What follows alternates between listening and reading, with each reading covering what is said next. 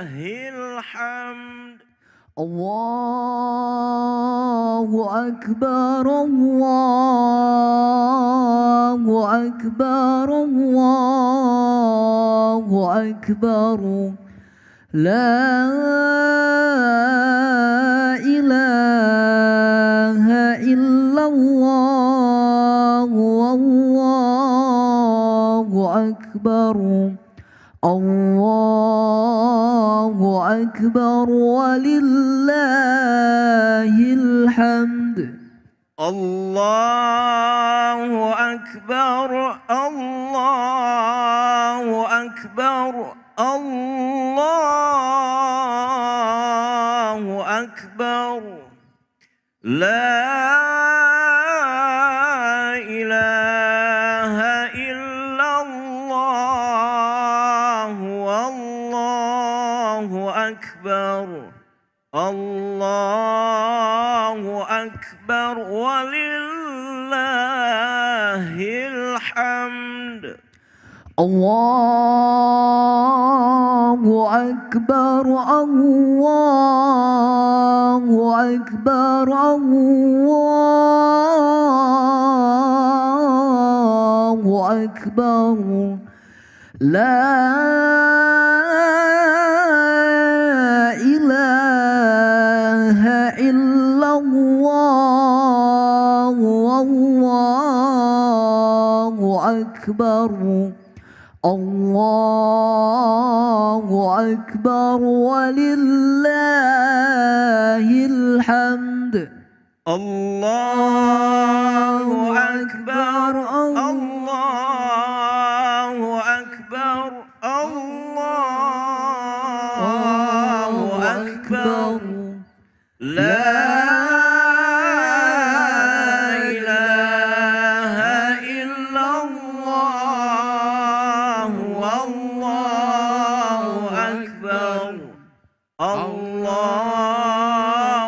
أكبر ولله الحمد. الله أكبر الله أكبر الله أكبر لا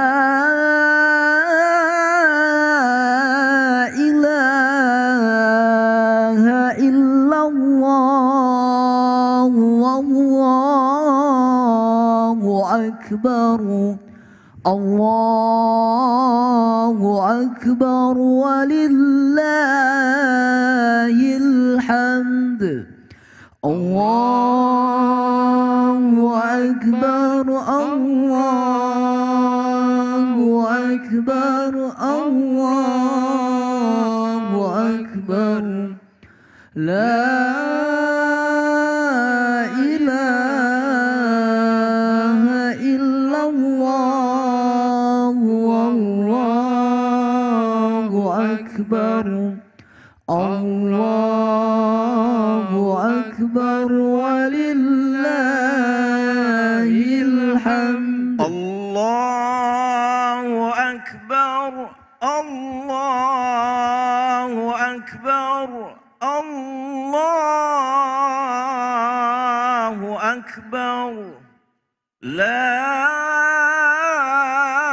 إله إلا الله والله أكبر الله أكبر ولله الحمد. الله أكبر الله أكبر الله أكبر لا إله إلا الله والله أكبر الله أكبر ولله الحمد. الله أكبر الله أكبر الله أكبر. لا إله إلا الله والله أكبر. الله أكبر ولله الحمد. الله أكبر الله أكبر الله أكبر. لا إله إلا الله والله أكبر. الله أكبر ولله الحمد. الله أكبر كبيرا والحمد لله كثيرا وسبحان الله بكرة وأصيلا.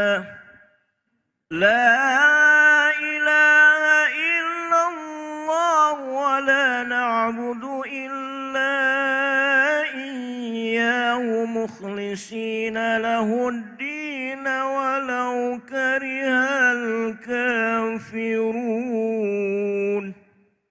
لا إله إلا الله وحده صدق وعده ونصر عبده وأعز جنده وهزم الأحزاب وحده. لا إله إلا الله والله أكبر. الله أكبر ولله الحمد. الله أكبر الله أكبر الله أكبر. لا إله إلا الله والله أكبر. الله أكبر ولله الحمد. الله أكبر الله أكبر الله أكبر. لا إله إلا الله والله أكبر. الله أكبر ولله الحمد. الله أكبر الله أكبر الله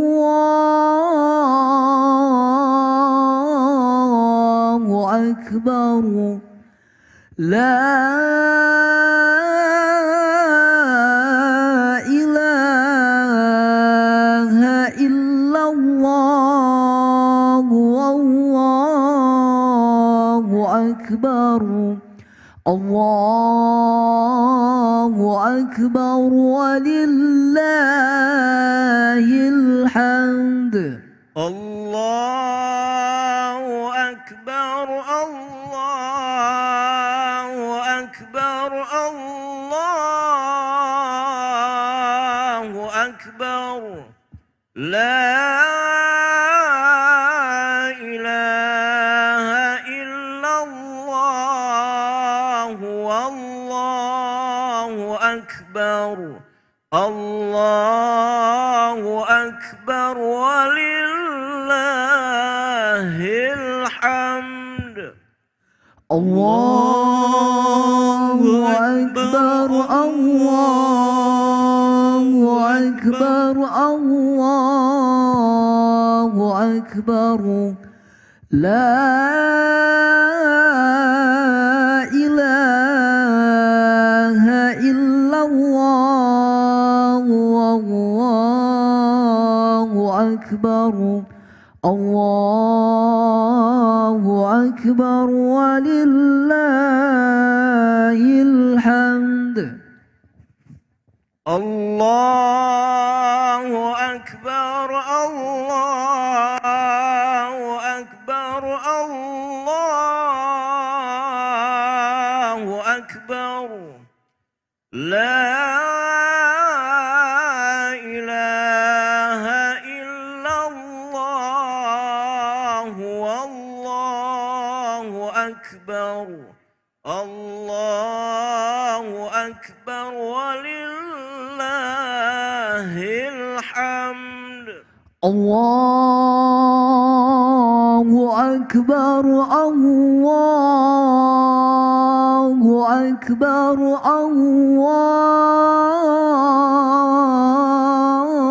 الله أكبر لا إله إلا الله والله أكبر الله أكبر ولله الحمد الله أكبر الله أكبر الله أكبر لا إله إلا الله والله أكبر الله أكبر ولله الحمد الله أكبر الله أكبر الله أكبر لا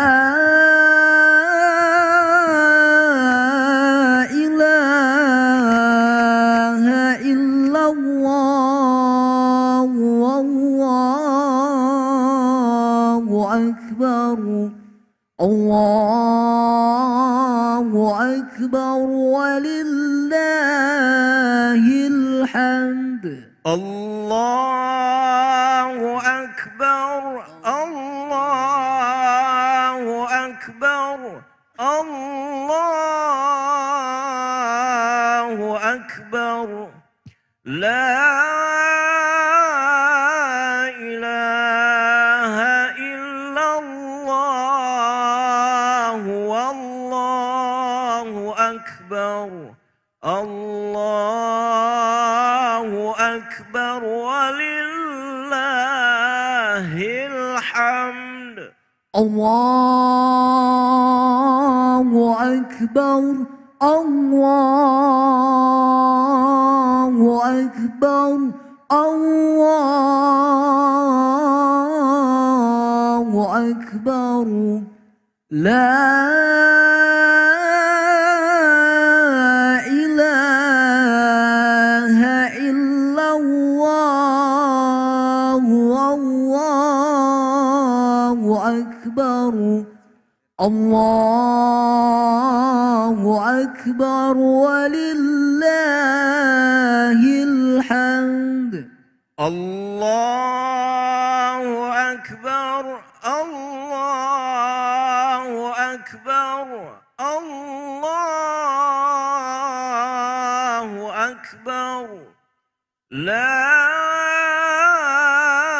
إله إلا الله والله أكبر الله أكبر ولله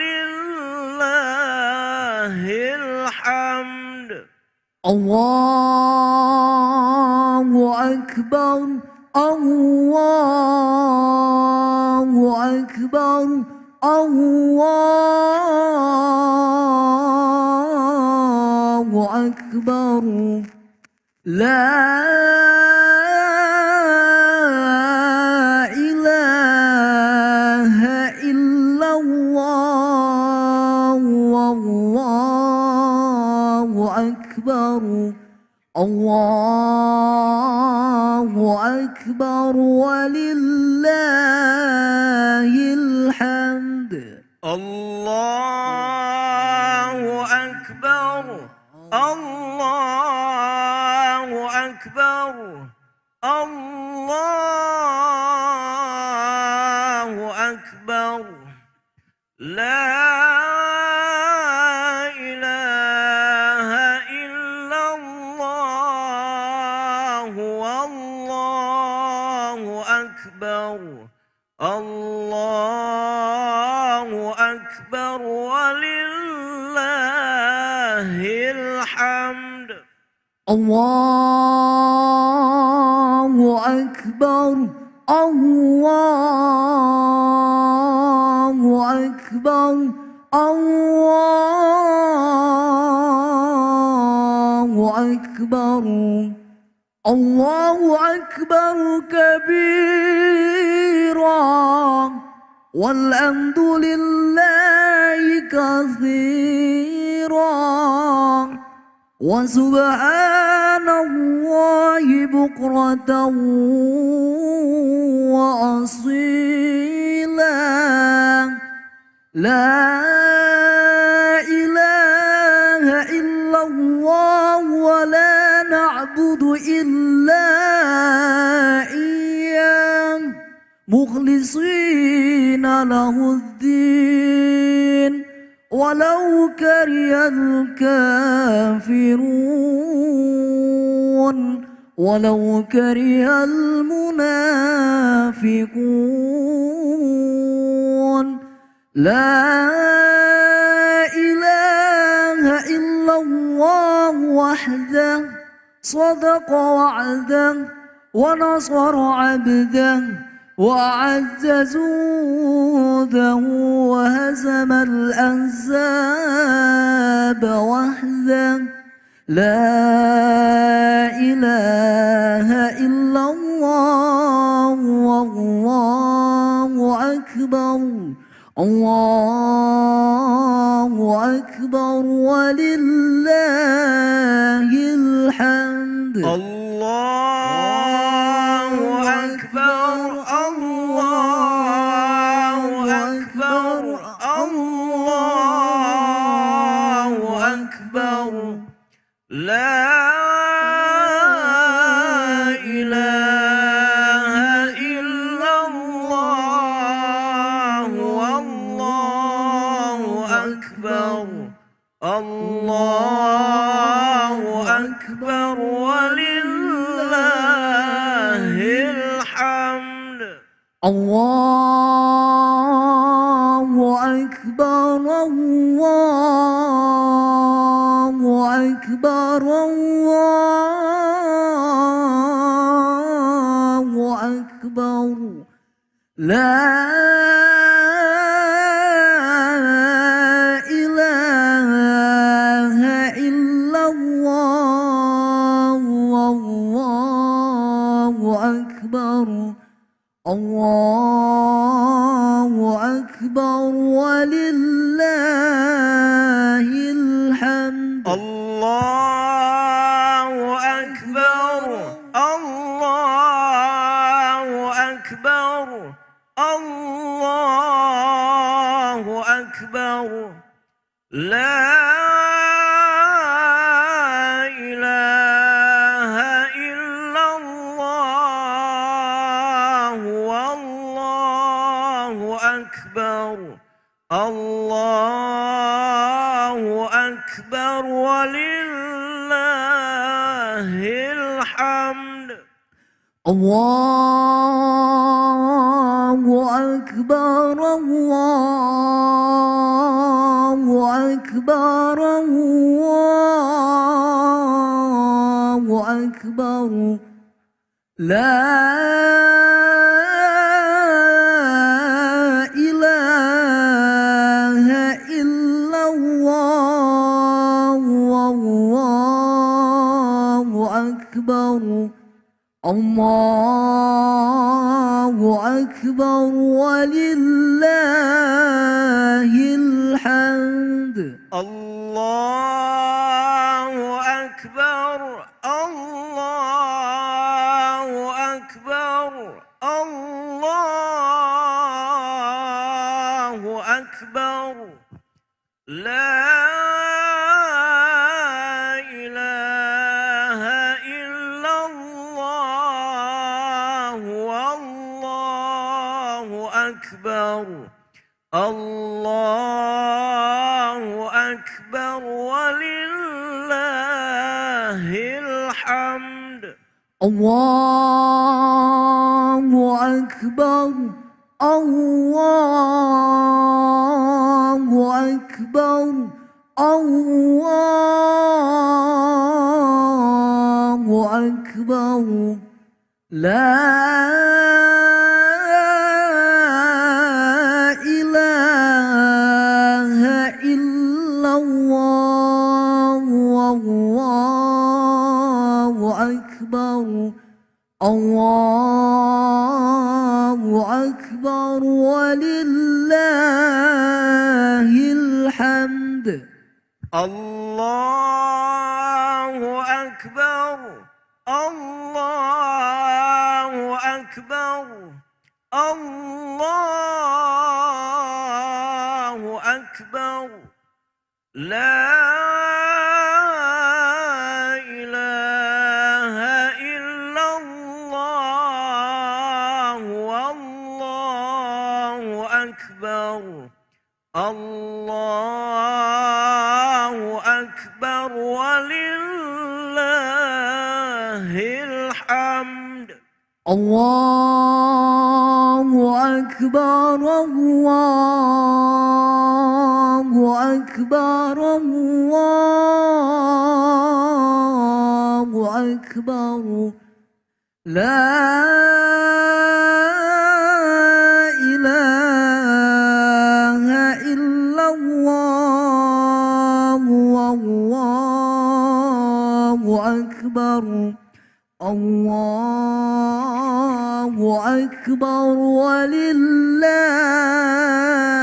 الحمد. الله أكبر الله أكبر الله أكبر لا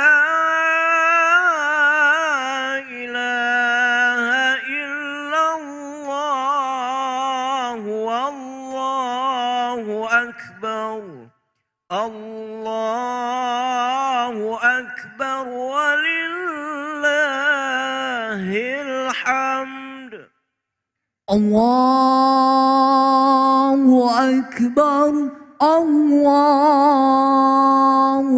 أكبر الله أكبر لا إله إلا الله والله أكبر الله أكبر ولله الحمد. الله أكبر الله أكبر الله أكبر لا إله إلا الله والله أكبر الله أكبر ولله الحمد. الله أكبر الله أكبر الله أكبر الله أكبر كبيرا والحمد لله كثيرا وسبحان سبحان الله بكرة وأصيلا لا إله إلا الله ولا نعبد إلا إياه مخلصين له الدين ولو كره الكافرون ولو كره المنافقون لا إله إلا الله وحده صدق وعده ونصر عبده وأعز جوده وهزم الأحزاب وحده لا إله إلا الله والله أكبر الله أكبر ولله الحمد الله أكبر الله أكبر الله أكبر لا إله إلا الله والله أكبر الله أكبر ولله الحمد الله أكبر الله أكبر الله أكبر لا إله إلا الله والله أكبر الله أكبر ولله الحمد الله أكبر الله أكبر الله أكبر لا إله إلا الله والله أكبر الله أكبر ولله الحمد الله أكبر الله أكبر الله أكبر لا إله إلا الله والله أكبر الله أكبر ولله الحمد الله أكبر الله أكبر الله أكبر لا إله إلا الله والله أكبر الله أكبر ولله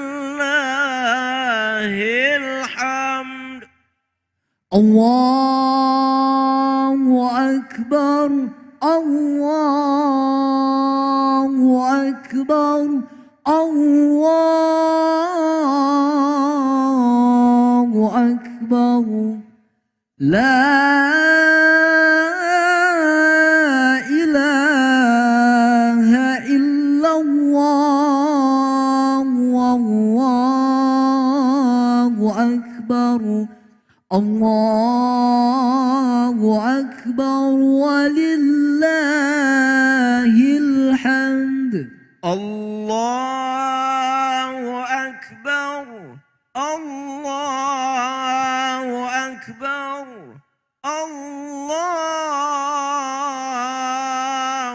أكبر لا إله إلا الله والله أكبر الله أكبر ولله الحمد الله أكبر الله أكبر الله أكبر لا إله إلا الله والله أكبر الله أكبر ولله الحمد الله أكبر الله أكبر الله أكبر لا إله إلا الله والله أكبر الله أكبر ولله الحمد الله أكبر الله أكبر الله أكبر لا إله إلا الله والله أكبر الله أكبر ولله الحمد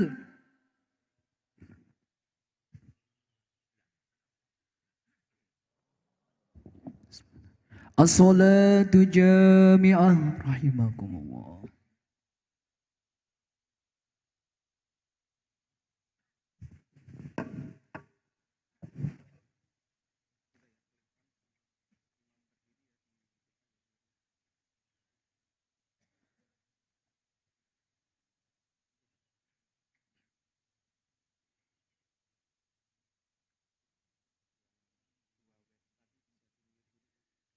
Sawu sufufakum fa inna tasfiyata sufuf min tamamis shalah.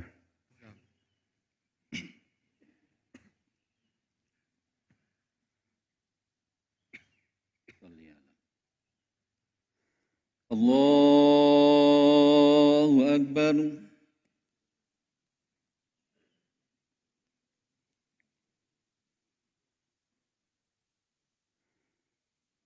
Allahu akbar.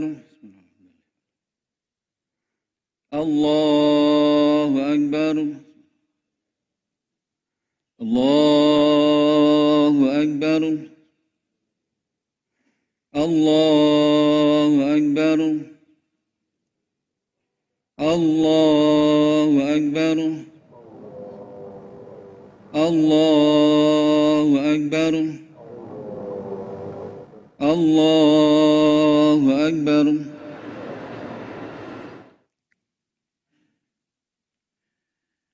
Bismillahirrahmanirrahim. Alhamdulillahi rabbil alamin. Ar-Rahmanir Rahim. Maliki yaumiddin. Iyyaka na'budu wa iyyaka nasta'in. Ihdinas siratal mustaqim. Siratal ladzina an'amta 'alaihim ghairil maghdubi 'alaihim waladdallin. Amin.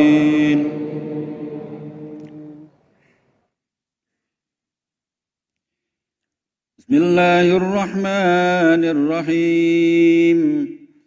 Sabbih isma rabbikal a'la alladzi khalaqa fasawwa والذي قدر فهدى والذي أخرج المرعى فجعله غثاء أحوى سنقرئك فلا تنسى إلا ما شاء الله إنه يعلم الجهر وما يخفى ونيسرك لليسرى فذكر إن نفعت الذكرى سيذكر من يخشى ويتجنبها الأشقى الذي يصلى النار الكبرى ثم لا يموت فيها ولا يحيا قد أفلح من تزكى وذكر اسم ربه فصلى بل تؤثرون الحياة الدنيا والآخرة خير وأبقى إن هذا لفي الصحف الأولى صحف إبراهيم وموسى. الله أكبر.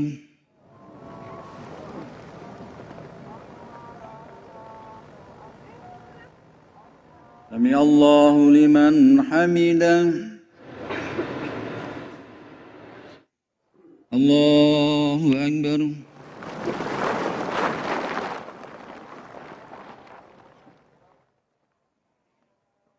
الله أكبر.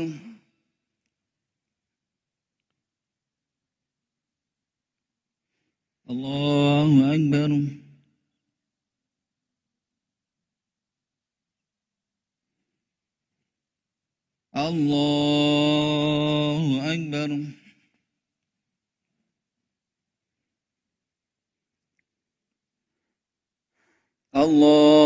الله أكبر. الله أكبر.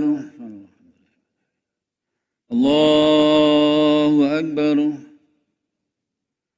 الله أكبر. الله أكبر.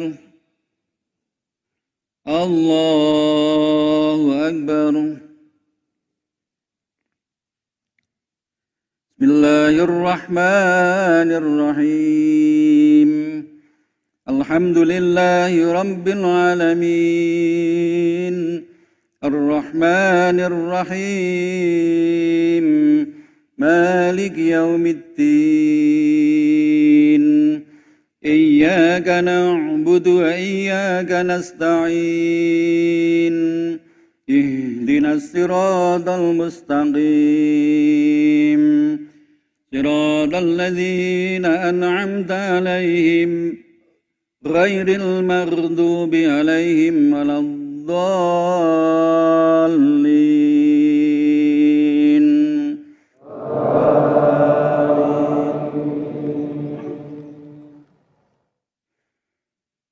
بسم الله الرحمن الرحيم هل أتاك حديث الغاشية وجوه يومئذ خاشعة عاملة ناصبة تصلى نارا حامية تسقى من عين آنية ليس لهم طعام إلا من ضريع لا يسمن ولا يغني من جوع وجوه يومئذ ناعمة لسعيها راضية في جنة عالية لا تسمع فيها لاغية فيها عين جارية فيها سرر مرفوعة وأكواب موضوعة ونمارق مصفوفة وزرابي مبثوثة أفلا ينظرون إلى الإبل كيف خلقت وإلى السماء كيف رفعت وإلى الجبال كيف نصبت وإلى الأرض كيف سطحت فذكر إنما أنت مذكر لست عليهم بمسيطر إلا من تولى وكفر فيعذبه الله العذاب الأكبر إن إلينا إيابهم ثم إن علينا حسابهم الله أكبر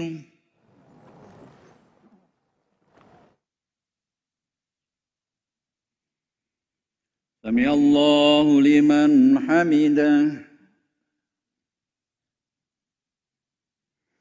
الله أكبر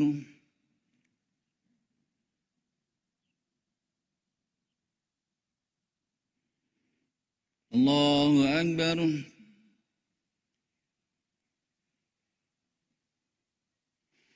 الله أكبر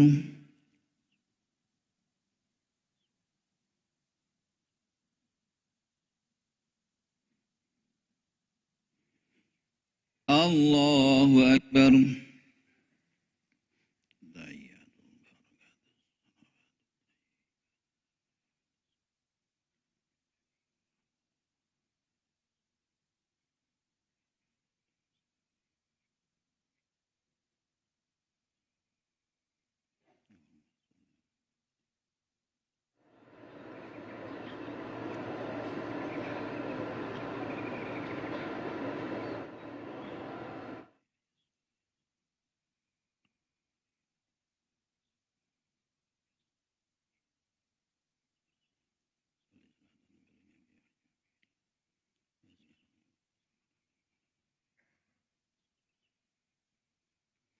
السلام عليكم ورحمة الله.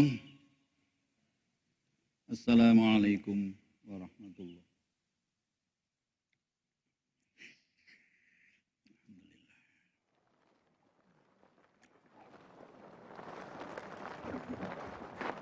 الله أكبر الله أكبر الله أكبر لا إله إلا الله والله أكبر الله أكبر ولله الحمد.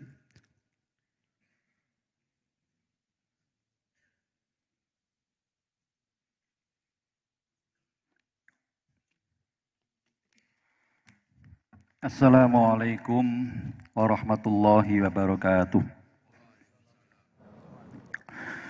Allahu Akbar, Allahu Akbar, Allahu Akbar.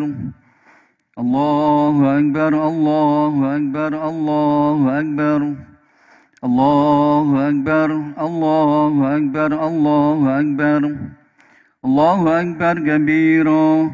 Walhamdulillahi katsiran wa subhanallahi bukratan wa asila. La ilaha illallah wahdah sadaqa wa'dah wa nasara 'abdah wa 'azza jundahu wa azamal ahzaba wahdah. La ilaha illallah wallahu akbar. Allahu akbar walillahil hamd. Alhamdulillahi rabbil alamin. Asyhadu an la ilaha illallah wa asyhadu anna Muhammadan abduhu wa rasuluh. Allahumma salli wa sallim ala sayyidina Muhammadin wa ala alihi wa sahbihi ajma'in. Faya ibadallah, usikum bitaqwallahi faqad fazal muttaqun. فقد قال الله تعالى في القرآن العظيم الذين آمنوا وتطمئن قلوبهم بذكر الله ألا بذكر الله تطمئن القلوب صدق الله العظيم. Ma'asyiral hadirin jamaah salat Idul Adha rahimakumullah. Alhamdulillah wa syukurulillah, di hari yang penuh keberkahan ini, Kamis 29 Juni 2023, bertepatan dengan 10 Dzulhijjah 1444 Hijriah, kita masih diperkenankan untuk melaksanakan sholat Idul Adha, bermunajat kepada Allah Subhanahu wa Ta'ala dengan disertai doa dan harapan.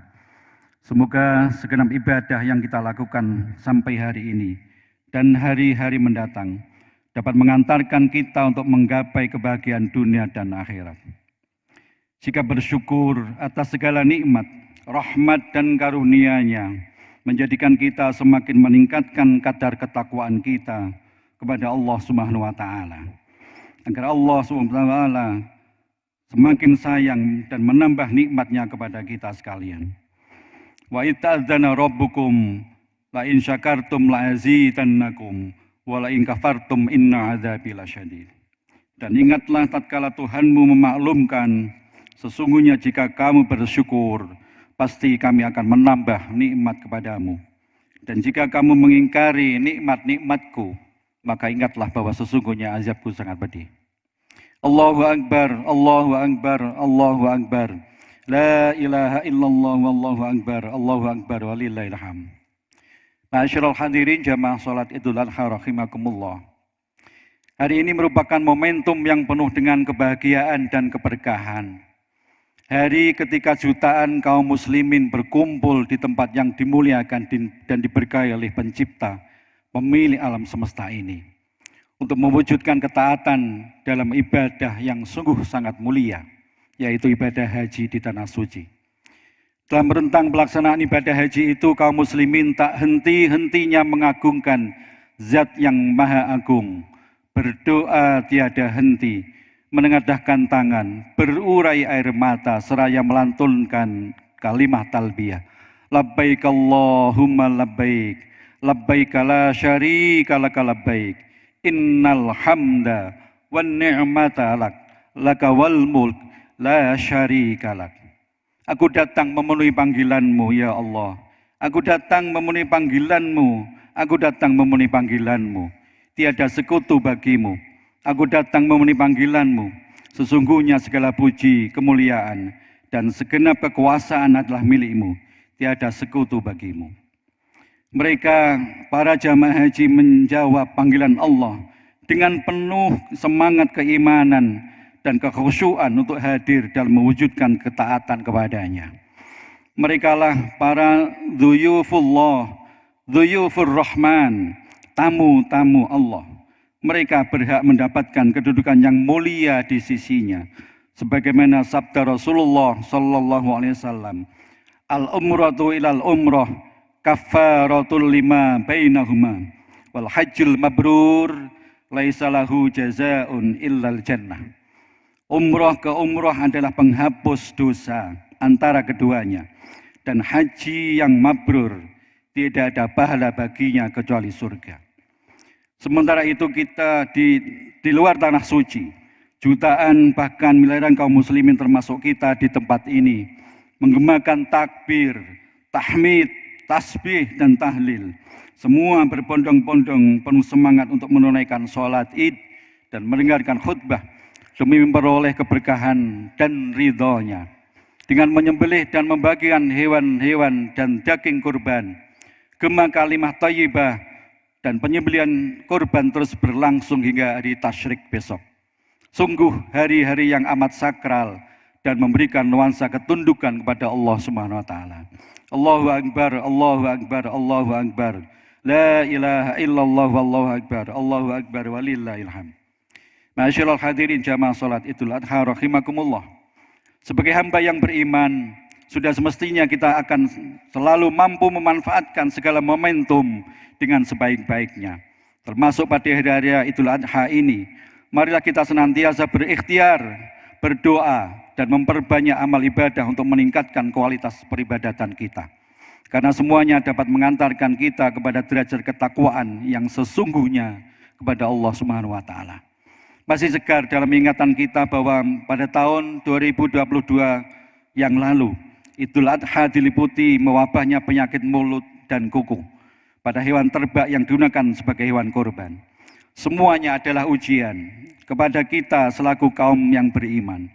Tentu ini mengandung hikmah bagi kaum muslimin untuk selalu berupaya meningkatkan kualitas ketakwaan kita kepada Allah Subhanahu wa taala, bukan hanya dalam bentuk ritual dan ibadah semata, tetapi juga dalam pola interaksi sosial terhadap sesama.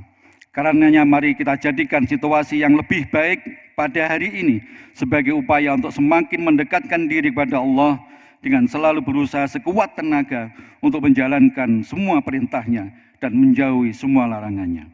Allah Subhanahu wa taala berfirman, A'udzubillahi minasyaitonirrajim. Ya ayyuhalladzina amanu taqullaha haqqa tuqatih wa la tamutunna illa wa antum muslimun. Wahai orang-orang yang beriman, bertakwalah kepada Allah dengan sebenar-benar takwa kepadanya dan janganlah kamu mati kecuali dalam keadaan muslim. Ma'asyiral hadirin rahimakumullah.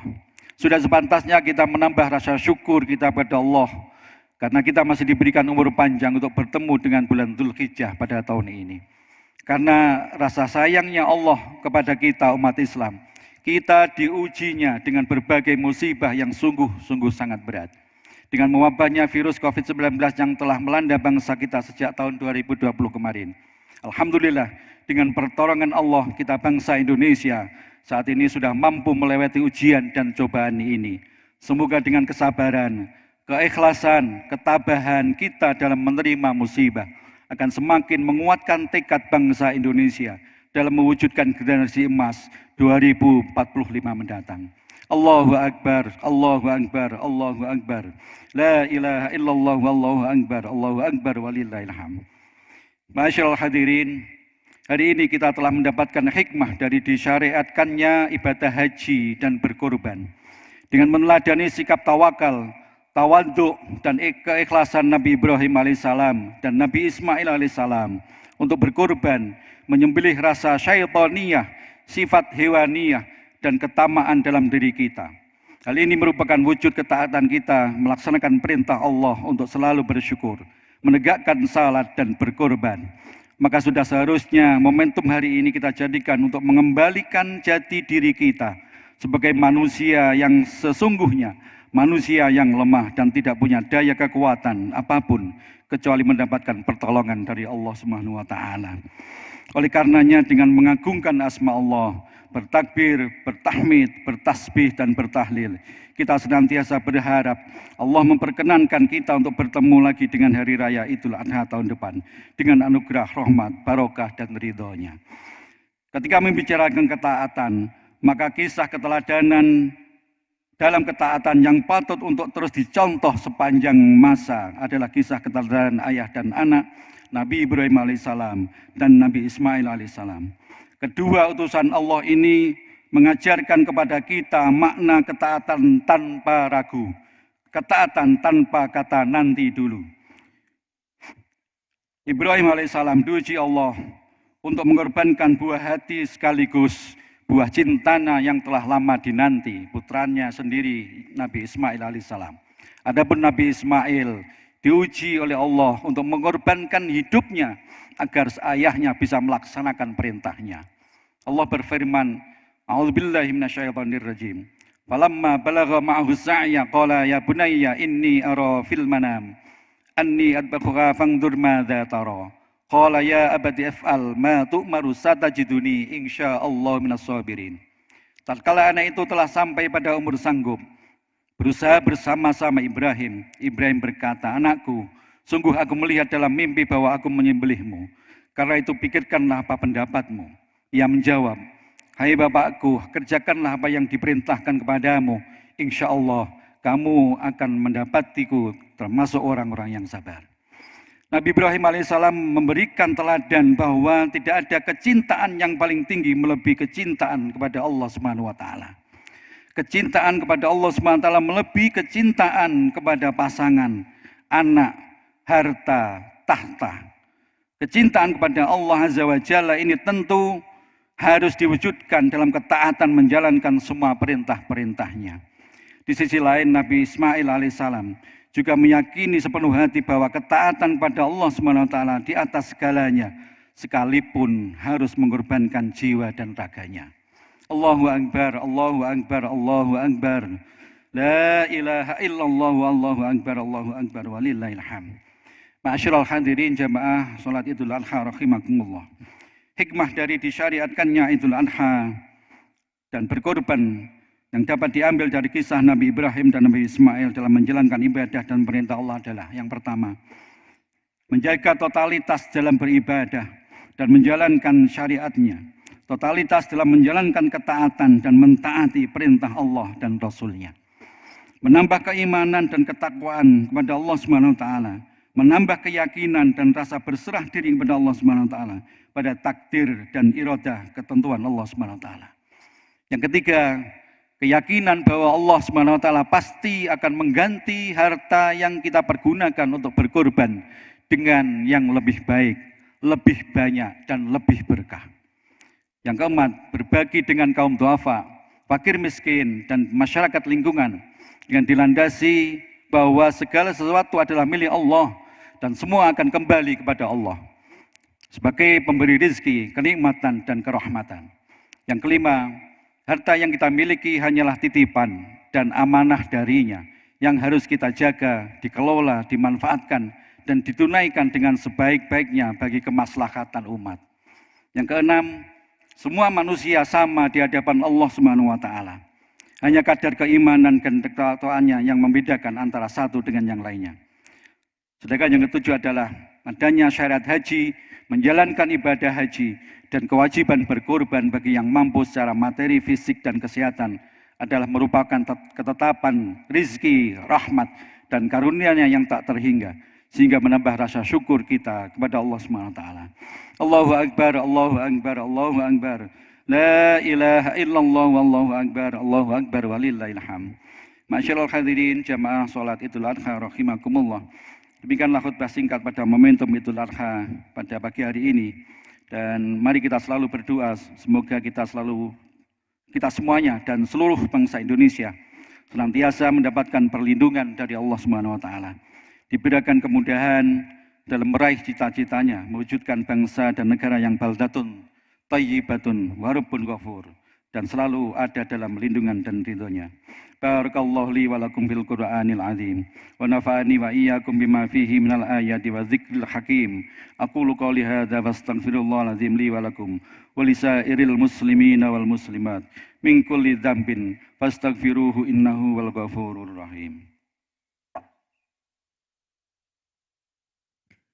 Allahu akbar, Allahu akbar, Allahu akbar. La ilaha illallah, wallahu akbar, Allahu akbar walillahil hamd. Allahu akbar, Allahu akbar, Allahu akbar. Allahu akbar, Allahu akbar, Allahu akbar. Allahu akbar, Allahu akbar kabira walhamdulillahi katsira wa subhanallahi bukratan wa asila. La ilaha illallah wallahu akbar, Allahu akbar walillahil hamd.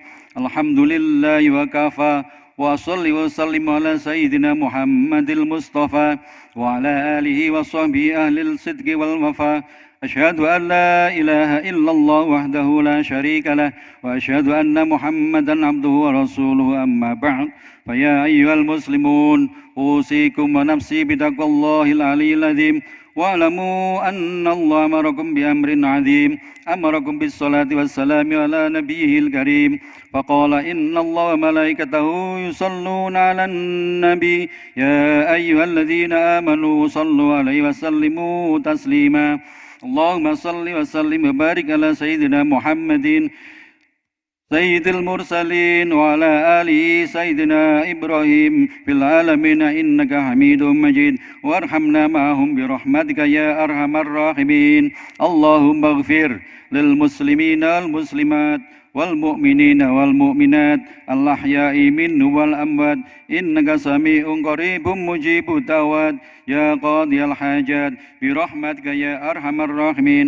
اللهم ادفع عنا البلاء والغلاء والوباء والفحشاء والمنكر والبغي والسيوف المختلفة والشدائد والمحن ما ظهر منها وما بطن من بلدنا هذا خاصة ومن بلدان المسلمين عامة إنك على كل شيء قدير ربنا آتنا في الدنيا حسنة وفي الآخرة حسنة وقنا عذاب النار سبحان ربك رب العزة عما يصفون وسلام على المرسلين والحمد لله رب العالمين. عباد الله إن الله يأمر بالعدل والإحسان وإيتاء ذي القربى وينهى عن الفحشاء والمنكر والبغي يعظكم لعلكم تذكرون فاذكروا الله العظيم يذكركم ولذكر الله أكبر. Assalamualaikum warahmatullahi wabarakatuh.